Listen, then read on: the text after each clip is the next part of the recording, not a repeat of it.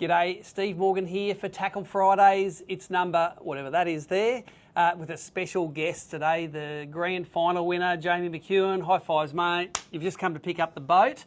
Yep. It's going to a new home down in Victoria. Yeah, mate, down at Cod Guy down from Victoria, snapped it up pretty quick. Mexico. Yep. And you had plenty of offers on the boat. You said you had half a dozen guys all just saying, I want to buy it. Yeah, mate. Yeah, I put it up, obviously, at the right price. And, yeah, had a half dozen guys within an hour saying they all wanted it. And first in was the guy that's got it. There you go. So great win. We're going to talk a little bit about some of the more details, I suppose, of your technique today as the start of the Tackle Fridays thing. We're going to save that till the end. I'm going to make you sit through all the rest of the stuff on Tackle Fridays. Might learn something. Well, maybe, because we've got some barrelures here, mate. Yep. And I know you're the king of Kinchin.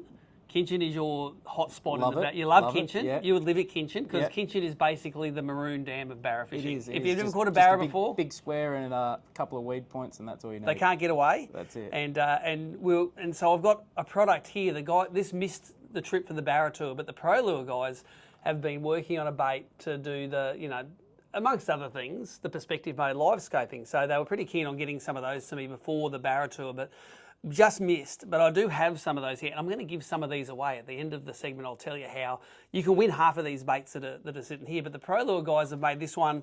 It's suspending 82 mil, 2.5 to 3 metre depth range, 14 grams, so half ounce, with some number 4 decoys on the back. So to me, they look like they're ready to go straight out of the box. The Samakis are the same, even though the hooks, everyone asks me all the time, what do I have to change on the Samaki DS80 hooks to make it barra ready? The answer is Nothing. Nothing. Don't screw with it, because if you put heavier hooks on, it'll sink, and they don't like that. And the hooks that are on it, you lose very few fish with them getting bent out. It has to be a fired up 110 centimetre fish, and you going real hard on it to actually get rid of or bend a hook open on those things. So many a barra has taught me that lesson. But let's have a look at the ProLure here. This is in the same sort of genre. So there you go. That's the. It's got an interesting scoop on the bib. Unsure if you can see that little scoop on the bib. It's a little bit sort of dug out a little bit. It's not a flat bib. Doesn't look like it'll get to 3 metres, but I'm sure it does. Maybe on the trial, but on the cast, definitely that 2 to 5 feet is where you want it to be a lot of the time. And 2 same size hooks on there. I know the Reddick has a bigger hook on the front and a small hook on the back. This one has the 2 sizes. I haven't had these in the water yet, but I do a lot of the same sort of fishing around Brisbane. So I'm going to give these a go over Christmas, maybe on some of the mulloway, threadfin salmon, maybe some, can't do local barra, close season. Yeah. Till when? Unlucky. February. Okay. Go to Mondi. You have to go to Mondi. I'm not going to Mondi. Everyone's already, Brisbane's clear because everyone is at Mondi. Yeah. So there you go. That's the ProLure. The name of it is CALCA, CALCA 82. Now, I'll tell you how you can win some at the end, but if I was going to go through there, let's just pick out what my favourite colour. I reckon those natural colours there, there's like an AU colour would go pretty good. I'd be pretty keen on seeing how the combat colour goes. I assume that's their combat colour. That's the one that in their crankbait does so well. It's like a dark colour. Don't know how the barra react to it. They love a black blade. Ask Liam. Liam will tell you they love a black fish trap. But yeah, a whole lot of colours there in the range. Keep an eye out for them in your tackle shop.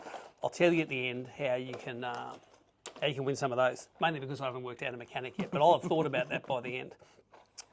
Other thing working in this building is Rapala are at the back. So whenever anything new happens at Rapala, these things magically turn up on the desk. So I came back in from the BREAM Grand Final, and some of the XRaps, which are a very popular bait on the barra tour, guys like Laney use them all the time. Just that sort of 3 to 4 foot deep area. They love these XRaps, but there's some new colours. So there are the new coloured XRaps. I think are these a 12 centimetre one? 12 centimetres. So they're the 12 centimetre XRaps. Personally, I think the hooks on them are a little bit light. You need to whip them off and put some good decoys or some bigger VMCs on there. But that live roach colour, something that works really well in the bass. I'm sure it's going to work a treat in the barra as well. So is that something you'd be throwing over weed flats or doing the perspective out in the middle? Well, depends. I think the guys use this a lot where you have like shallow weed. Yeah. Okay. And if you have a weed point where they're coming around, you'll throw that in.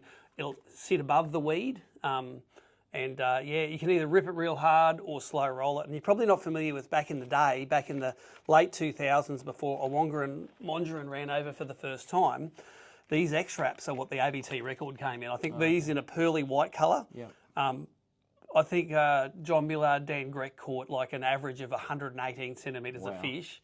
And I think that was even for 10 fish. It wasn't even for 5 fish. It was like, it would have snotted all the records from nowadays. But those fish, of course, all went over the wall. So so there are 4 new colours there. There's the gold colour, there's like a chartreusey baitfish.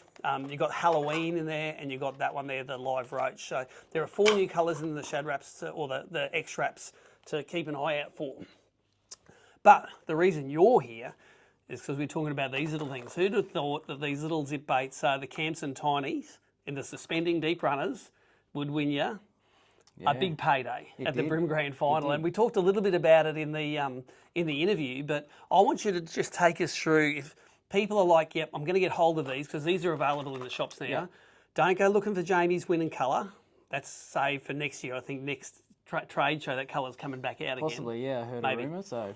But tell us now this detuned crankbaiting. I want detuned crankbaiting 101 because I did it and I wasn't that good at it. You were awesome at it. And you even told me on day 2, so you know those boats you started at that I watched you in the highlights, that's where I caught them all on day 1. Thanks for that. It's one of them, it's a lure I've been using for a few years now. Trent West showed me how to do it years and years ago, and I thought, Westy. Yeah. I haven't seen him for a minute. Yeah, no, he's been kicking around, just working away. And I wasn't real keen on it at that point because I couldn't really work it out to get it to do the right thing. And I guess over a few years of just mucking around and spending some time on the water, I sort of nailed it and got it right. But you have to, it's one of them things where you have to actually change the detuning specifically. So in the grand final, I had one lure that was tuned just a little bit. So it would just, a few degrees? Yeah, it would only sort of just come under the boats, but it was specifically for boats that had heaps of growth underneath them, because if you use the ones that are tuned a lot, they just go up and foul up underneath the boat. So it's just tuned a little bit, and you can sort of slow wind it and it'll come in, and then you just sort of slow wind it gently. So if you give it too much action, it'll just blow out and hit the kanji or weed, and it's all over. Stuck. Yep. So I had 2 lures, one specifically tuned just a little bit, and another one that was tuned more, which would be sort of my usual tuning or detuning of the lure, to bring it in a fair whack. And then like I can throw it out and it can come across a couple of meters, and then you slow the wind down, and then it sort of starts to swim more straight and natural. So it'll really crab across the surface and then just swim normally. And I think there's some advantages in this. The first one is you're not splashing a lure down exactly where the fish is. You're throwing way beyond the fish and winding it into a stroke zone. Yeah. So even some of the boat holes down at Lake Macquarie, I could see fish just physically with my eyes towards the front of the hull, and I would cast to the back of the hull, and I could actually watch the fish react to the lure as it was coming up behind them. Yeah. So you'd see them turn around and look at it. Turn around and be like, what is that? So then a whole pack of them would come from the boat, and they'd all be fighting over it. And that's the ultimate, isn't it? When they're all fighting over it. On the live scope, I call it a ball of fish. They all end up just scrumming on it, and when you're watching it live, it's the same thing. One gets it, runs. What do they all do? They swim after it, don't they? Yeah. It's frustrating sometimes because there'll be some giants come out with it, and then a little one will come just flying through and grab it, and then the giants want to eat it out of its mouth. So I have, not on the weekend, but I have had a few times where a small one grabs it, you just open it up and just let it swim around, and then all of a sudden it takes off proper, and it's like, oh, hang on a minute, the big one grabbed it out of its mouth. Give us the basics of how you detune them. You use a little pair of pliers, or so I've got the little stainless Samaki pliers, and it's just on the toe point, and it's not a twist. Like, you don't twist the toe point sideways. It's just bending it over, and it's like just that tiniest little bit. And you do it the way you want it to go is the way you go. So if you want it to go right, you bend that thing to the right, and it will go that way. Correct. So that's how you remember it. Yep. And if you screw it up, you put it in, gone the other way. Yeah. So when I'm fishing boat holes and even pontoons, I feel a lot more comfortable throwing and fishing from right to left, so it will swim from right to left under the boat hole or under the pontoon. So if I go into a canal system, I fish clockwise, and if I'm fishing boat holes, you'll only see me fishing the right side of the boat hole. If I pull a fish out and I can still see there's plenty of fish underneath, I'll go around the back of the boat and then throw one up at the anchor rope and see if I can pull See another if we one get out. another one out. I was thinking about that. I think you only want them to swim right. Yeah. I reckon on the east coast of Australia, generally we have an easterly breeze. Yep. And the easterly breeze will blow the boats west. So on that southern side of the boat, which is the one that you'll be casting to if you're coming to the nose, it's normally in the shade. Yep. So you find that you're mainly fishing shade by accident, or is that on purpose? So no, it's not really. It just happens that Some way. of the canal systems work out early morning, low light. It's no worries. But when I'm coming out of the canal system, it'll be in the shade. So that's a lot of the canals on the Gold Coast ends up like that. But the boat holes, I don't really think it matters whether you're on the shade or the sun side or not, because even though you're coming underneath the boat, you're still a couple of feet underneath the boat, and they'll still see it from the other side anyway. Yeah, and come and do it. Now, tell us the difference between motorboats and yachts with a big keel on them. How do you approach those differently? I don't really approach them too differently. The yachts sort of seem to have the fish that will sit right at the keel rather than right down the back. I did lose a couple of fish on the weekend to the keel itself. They just too big and just get you around there. Yeah, can't get them back. The motorboats though, because they have like the props, and they just seem to have, you know, the duck boards and all that sort of stuff, and they have heaps of crap sitting off, the weed grows off it and all that sort of stuff. So I try and bring it in just past the back of the boat, so you're not pulling up. So sometimes you just pull it into the boat and it fouls up on me. It's like, what a waste of a cast. So you sort of, and it will spook them when you're bringing the lure through with the weed on it, so you don't get another chance at that boat. Tell us, how do you like natural colours versus chromy colours? I know the one you were using was like a combination of both. Yeah.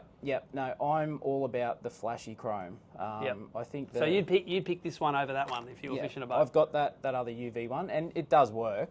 I think a lot of the colours will work, but in my own preference, I think the flashy chrome is just something that catches their eye when it's coming through under the structure. Your secret sauce for your zip baits has been Adam down at fishing.com.au. Has he got any of those secret colours left in his bottom drawer, or what? No, or did you deprive him? No, mate, they're all gone. So yeah, no, I bought some just before the grand final, and I actually I was talking to Deethy doing the podcast the other night, and I actually found 6 of the 509 colours in my boat that I actually used in the Australian Open. Wow, you still found them in there? Yeah. So they're in a box where it's like they've been used. I need to replace the hooks, obviously, but you'll get them back. They're crushed or whatever. So I just thought, I usually just throw them in a box and I'll deal with them if I need to. I needed to. So how are you going to deal with the fact that you're not the reef guy and the bridge guy anymore? You're a boat guy. Well, maybe heaps of people go fishing boats now, and I'll go back to the bridges and reef. It's always a mind game, isn't it? But you've proved that you've done well in Lake Macquarie a few times fishing the bridge, but what do they say? No bridge and no worries. Yeah, that's it. No, it was good to. That was probably the first. I think I've fished Lake Macquarie probably 5 times, and I reckon 3 or 4 of those times was all bridge, nothing but bridge. So it was good to actually get out and have a good look around the lake for the first time. So no, it was good. So it's that, that technique this year has been probably my best technique. I second in the Australian Open doing it for the whole 3 days. Won the Queensland Open doing it, and now won the Grand Final.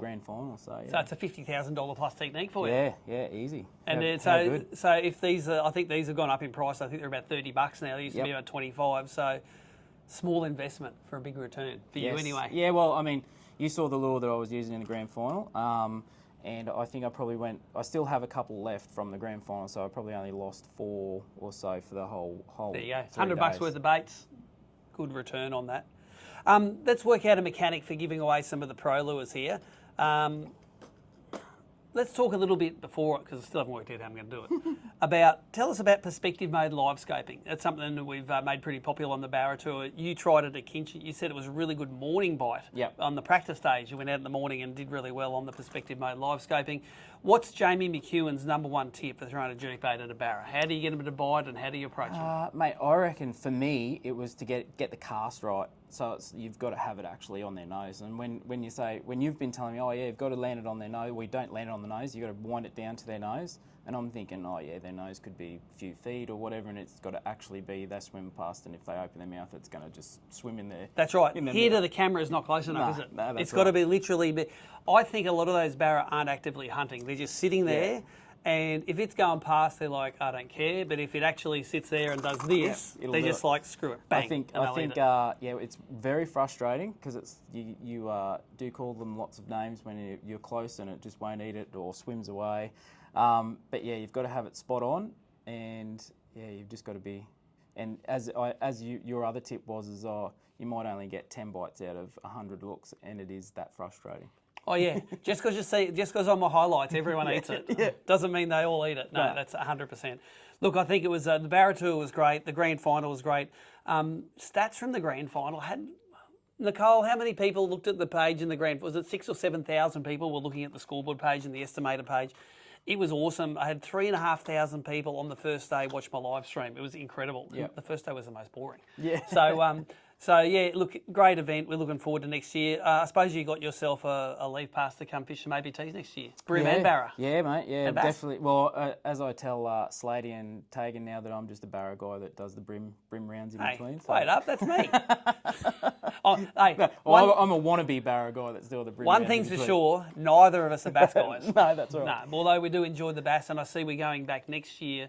The Australian Open will be back in the Clarence with the bass. You had a crack at that last time. Yeah, I'll definitely be there. That's I like. It's a fun, isn't it? It's a great river. Water. I'll throw top water all day.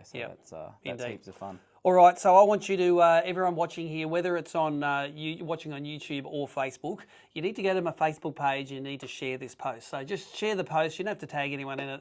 Just do a share. I can see who shares them, and I'll pick someone out to get half of that pile of ProLure CALCAs. I know why they're called CALCAs because the scientific name for Barramundi is Late calcarifer. So CALCA is the start of the species name of Barramundi. Thanks for watching Tackle Fridays. Go deliver yourself a bait, mate. See you later.